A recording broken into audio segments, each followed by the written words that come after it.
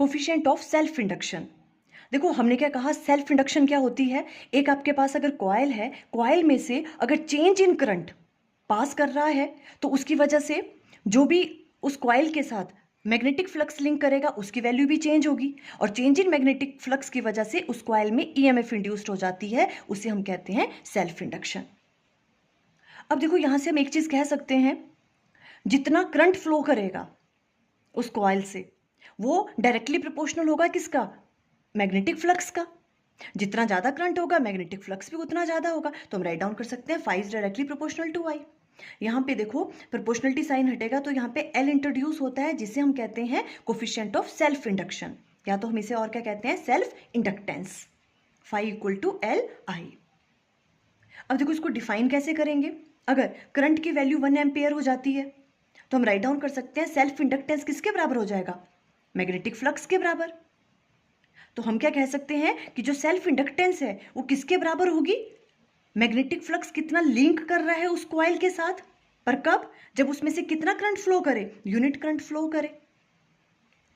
So we can say self inductance is numerically equal to the magnetic flux linked with the coil when unit current passes through the coil.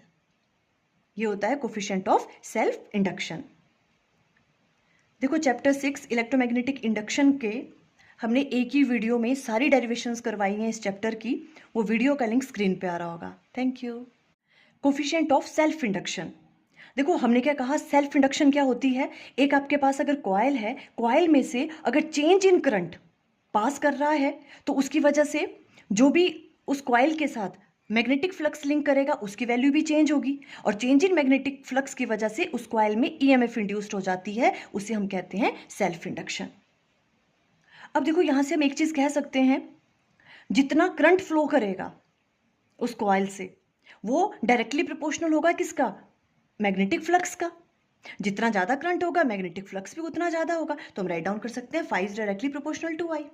यहाँ पे देखो proportionality sign हटेगा तो यहाँ पे L introduce होता है, जिसे हम कहते हैं कोफिशिएंट ऑफ सेल्फ इंडक्शन, या तो हम इसे और क्या कहते हैं, self inductance. Phi equal to L I. अब देखो इसको डिफाइन कैसे करेंगे। अगर करंट की वैल्यू 1 एम्पियर हो जाती है तो हम राइट डाउन कर सकते हैं सेल्फ इंडक्टेंस किसके बराबर हो जाएगा, मैग्नेटिक फ्लक्स के बराबर। तो हम क्या कह सकते हैं कि जो सेल्फ इंडक्टेंस है वो किसके बराबर होगी, मैग्नेटिक फ्लक्स कितना लिंक कर रहा है उस कॉइल के साथ, पर कब, जब उसमें से कितना करंट फ्लो करे, यूनिट करंट फ्लो करे। So we can say self inductance is numerically equal to the magnetic flux linked with the coil when unit current passes through the coil.